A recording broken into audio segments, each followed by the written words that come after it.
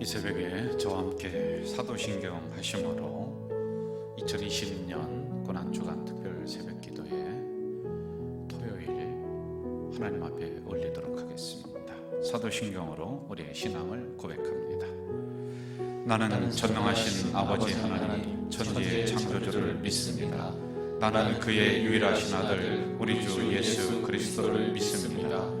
그는 성령으로 잉태되어 동정녀 마리아에게서 나시고 본디오 빌라도에게 고난을 받아 십자가에 못 박혀 죽으시고 장사된 지 사흘 만에 죽은 자 가운데서 다시 살아나셨으며 하늘에 오르시어 전능하신 아버지 하나님 우편에 앉아 계시다가 거기로부터 살아있는 자와 죽은 자를 심판하러 오십니다. 나는 성령을 믿으며 거룩한 공교회와 성도의 교제와 죄를 용서받는 것과 몸의 부활과 영생을 믿습니다. 아멘. 다 함께 96장 찬송 1절, 2절 그리고 4절을 부르시겠습니다.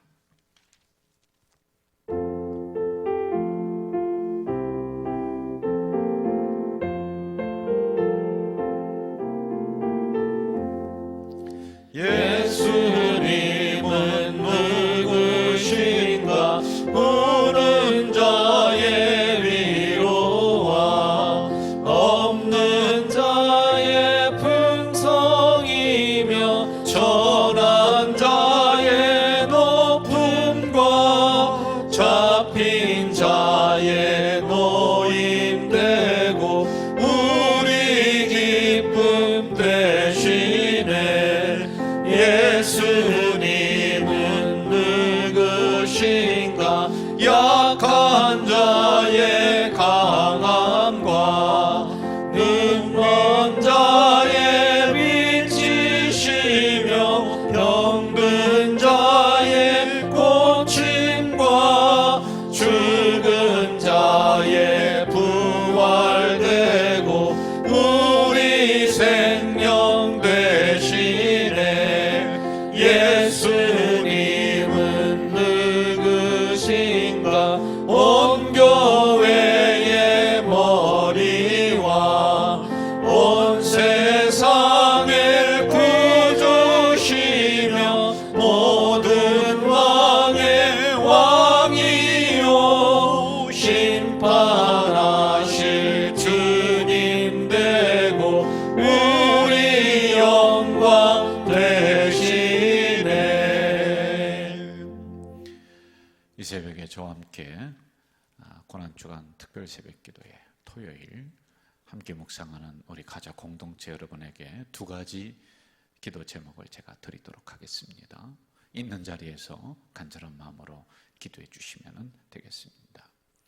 첫째로 우리 이원 사태를 통해서 다시 한번 한국의 기독교가 다시 한번 우리 가자제일교회가 거듭나고 깨어나는 시간이 될 수 있도록, 그래서 고칠 건 고치고 정비할 건 정비하고 회개할 거 회개해서 교회의 온전한 본질이 회복되는 이번 기회가 될 수 있도록 여러분 꼭 기도해 주시기를 바라겠습니다.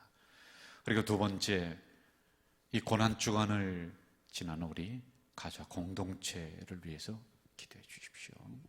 혹시 어려움 당하고 있는 우리 성도들이 있걸랑 기억나는 대로 기도해 주셔서 이 고난 지나고 나서 부활의 영광, 치료의 은혜, 응답의 은혜가 일어날 수 있도록, 어렵고 힘든 이들 주변에 많이 있습니다. 이 두 가지 기도 제목으로 이 시간에 함께 통성으로 기도하겠습니다. 하나님 아버지, 어쩌다 우리가 이런 일을 맞이했습니까? 당연히 교회 나와서 예배드리고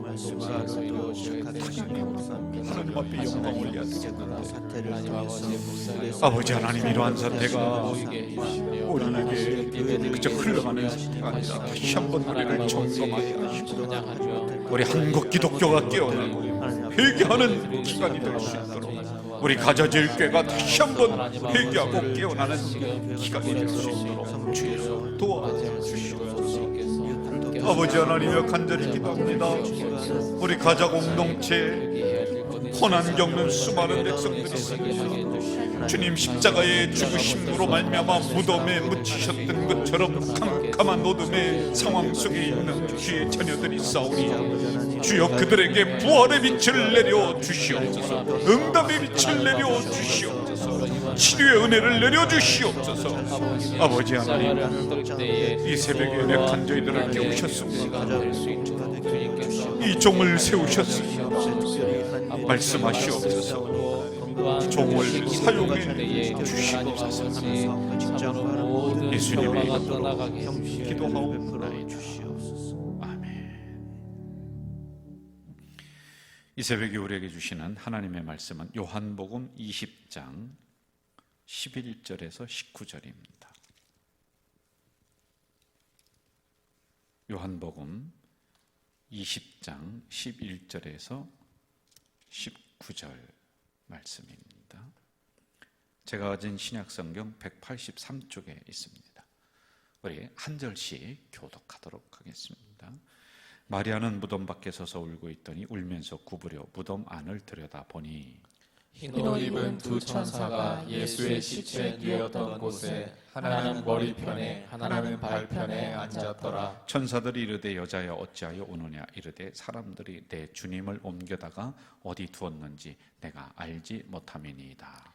이 말을 하고 뒤로 돌이켜 예수께서 서 계신 것을 보았으나 예수이신 줄을 알지 못하더라. 예수께서 이르시되 여자여 어찌하여 울며 누구를 찾느냐 하시니 마리아는 그가 동산직인 줄 알고 이르되 주여 당신이 옮겼거든 어디 두었는지 내게 이르소서 그리하면 내가 가져가리이다. 예수께서 마리아야 하시거늘 마리아가 돌이켜 히브리 말로 라보니 하니 이는 선생님이라는 말이라. 예수께서 이르시되 나를 붙들지 말라 내가 아직 아버지께로 올라가지 아니하였노라. 너는 내 형제들에게 가서 이르되 내가 내 아버지 곧 너희 아버지 내 하나님 곧 너희 하나님께로 올라간다 하라 하시니 막달라 마리아가 가서 제자들에게 내가 주를 보았다 하고 또 주께서 자기에게 이렇게 말씀하셨다 이르니라. 합독합니다. 이날 곧 안식 후 첫날 저녁 때에 제자들이 유대인들을 두려워하여 모인 곳에 문들을 닫았더니 예수께서 오사 가운데 서서 이르시되 너희에게 평강이 있을지어다. 아멘. 이 새벽에 졸린 눈을 비비고 저와 함께 고난주간 새벽 묵상을 하는 우리 가자 공동체 성도 여러분에게 큰 은혜가 임할 줄로 믿습니다. 오늘은 주님께서 어제 십자가에 이제 못 박히셨고 오늘 이제 무덤 속에 있는 날 그리고 내일 주일에 예수님이 이제 부활하십니다.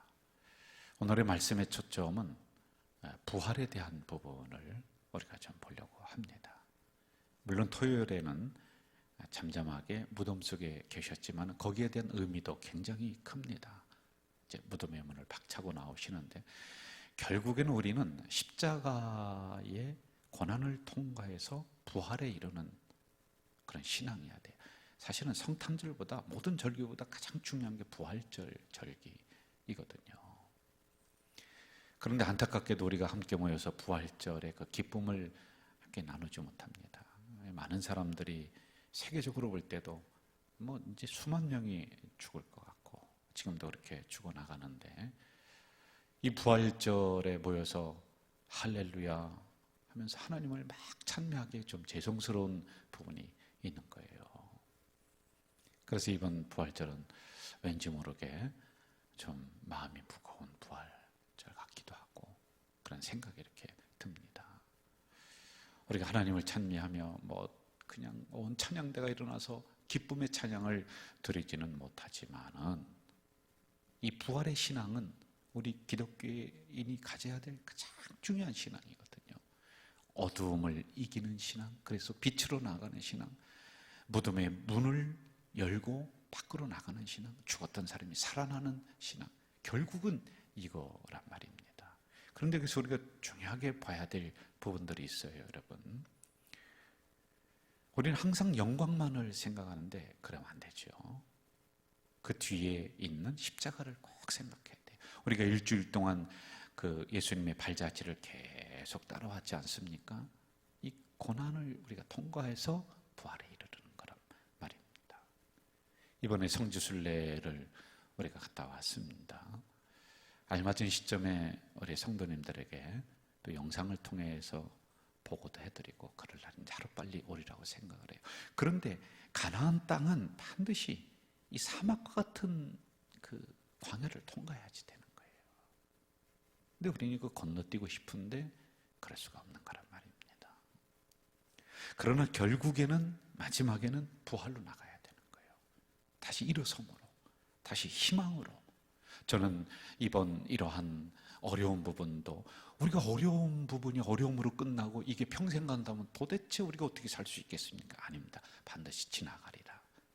반드시 부활의 은혜가 저는 우리 온 국민들에게, 세계 온 백성들에게, 그리고 우리 성도들에게 임할 줄로 믿습니다. 이 부활 신앙 꼭 가져야지만이 된다라고 하는 거죠.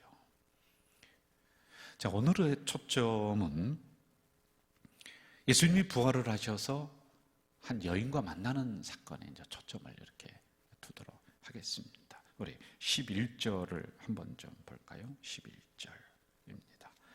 제가 읽어드리겠습니다. 마리아는 무덤 밖에 서서 울고 있더니 울면서 구부려 무덤 안을 들여다보니 이렇게 나오고 있습니다. 이 마리아는 누구냐는 거예요. 천대받던 여인입니다. 알아주지도 않는 여인이에요. 이름도 없어요. 놀림받던 여인이에요. 그런데 예수님은 이 여인을 알아줬고 구원에 이르게 하셨고 이런 은혜를 입었었던 이 마리아란 말입니다. 십자가상에서 웬만한 제자들은 다 도망갔어요. 그런데 여성들은 남아있어요. 참 여성들의 믿음이 대단해요. 위기 때는 여성들이 뭉쳐요. 누가 먼저 엎드려 기도하냐? 여자분들, 재송의 남자분들은요 대단한 겁니다. 마지막까지 남아있던 제자도 그 군병들이 알아보니까 그냥 도망가 버리는 거예요. 혼입을 뒤집어 쓰고 있다가 그 벗어 제끼고 도망가 버리는 거예요. 그런데 끝까지 남아있었던 사람이 누구냐? 여인들이에요. 예수님의 무덤을 끝까지 찾아갔던 사람이 누구냐? 여인들이란 말이에요. 참 위대해요. 자, 11절 보면은 무덤 주위를 서성이며 울고 있다 이렇게 나오고 있습니다. 무덤 주위를 서성이며 울고 있다. 여기에는 여러분 이런 의미가 있습니다. 예수님의 살아생전에 나는 죽을 것이다, 그리고 부활할 것이다, 이걸 염두에 두는 거예요. 염두에 둡니다. 그런데 선뜻 들어가지는 못합니다. 그렇지만은 제자들도 다 떠나고 없고 뿔뿔이 흩어지고 없는 이런 상황에서 그 무덤을 찾았다, 거기까지 갔다라고 하는 그 신앙은 대단한 신앙으로 우리가 봐야지만이 된단 말입니다. 우리는 얼마나 쉽게 포기하는 경향이 있습니까? 좀 기다리다가 안 되면은 금방 포기하고, 좀 열심히 하다가 어려우면은 금방 열정이 없어지고. 그런데 적어도 이 마리아처럼 끝까지 주님 곁에 남아 있다가 주님이 돌아가셨어도 부활을 염두에 두시고 그 말씀을 기억하면서 무덤 주위라도 서성이는 이런 믿음이라도 좀 있어야죠. 도망가지 말고요, 여러분. 그 주변이라도 좀 서성해야지 되는 거 아니에요? 그래야지 무슨 기적의 역사를 맛보든지 말든지 할 텐데 알맹이만 쏙 빼먹는 신앙이 돼버리고, 여러분, 그게 무슨 믿음이고 그게 무슨 신앙이겠습니까? 기도하는데도 오랜 시간 기도하다가 응답받고 하는 거지, 아니 무슨 문제 있다고 어려움이 있다고 그때만 하루 나와서 기도했는데 그냥 그 응답이 싹 내리고 싹 내려오고, 그럼 뭐 평상시에 기도하는 사람들 그게 무슨 적입니까? 그래서 저는 무덤가에도 서성이는 믿음을 가지고 있어야지만이 된다. 포기하지 않고. 마리아의 끈질긴 기다림, 드디어 주님을 만납니다. 예수님이 어찌하여 울며 누구를 기다리느냐, 누구를 찾느냐 이렇게 말씀하시죠. 자, 15절을 한번 좀 보겠습니다.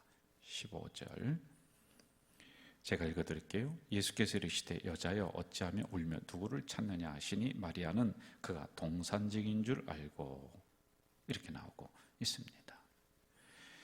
자, 예수님을 지금 몰라보고 있습니다.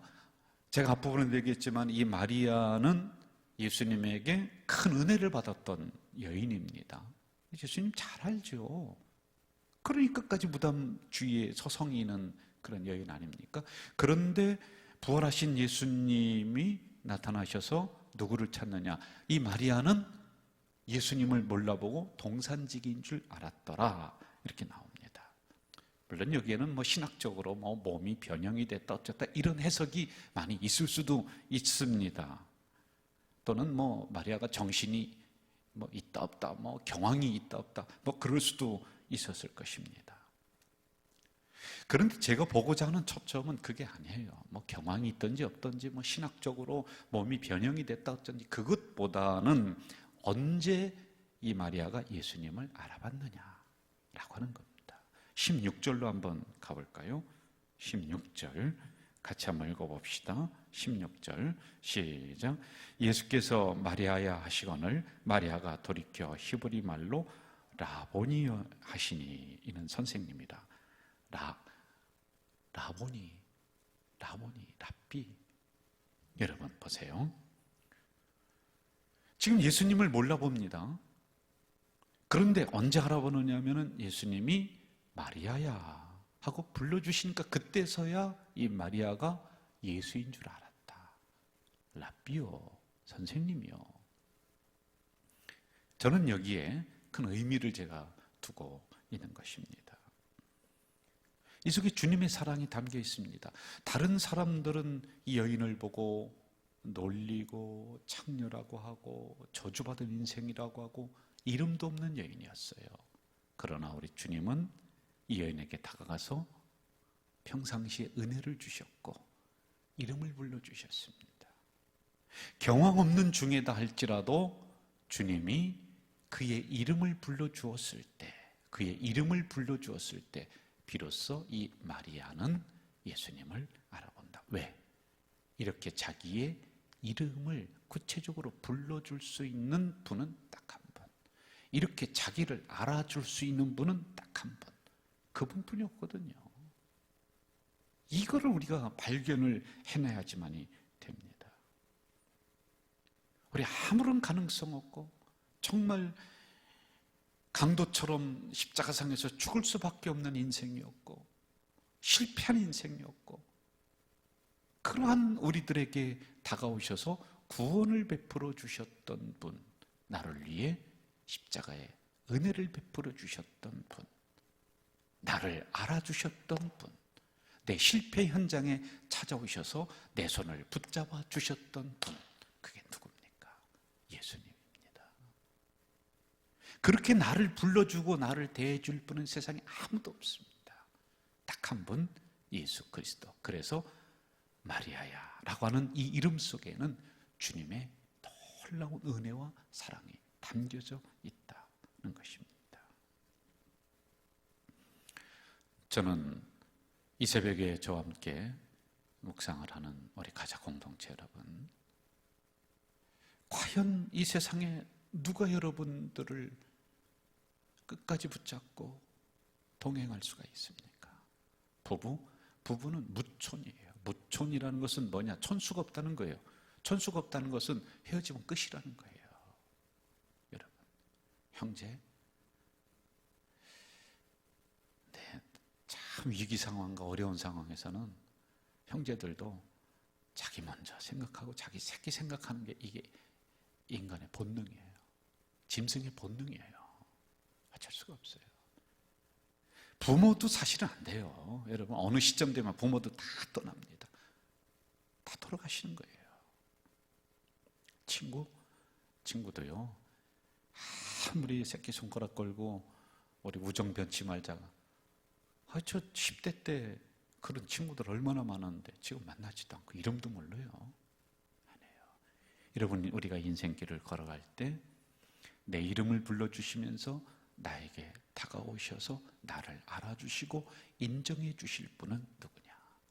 그분은 바로 예수님이다.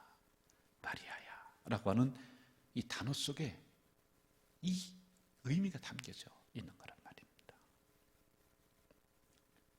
자, 19절로 가면서 우리가 마무리를 좀 하도록 할까요? 19절을 한번 같이 저랑 읽어보겠습니다. 19절 시작.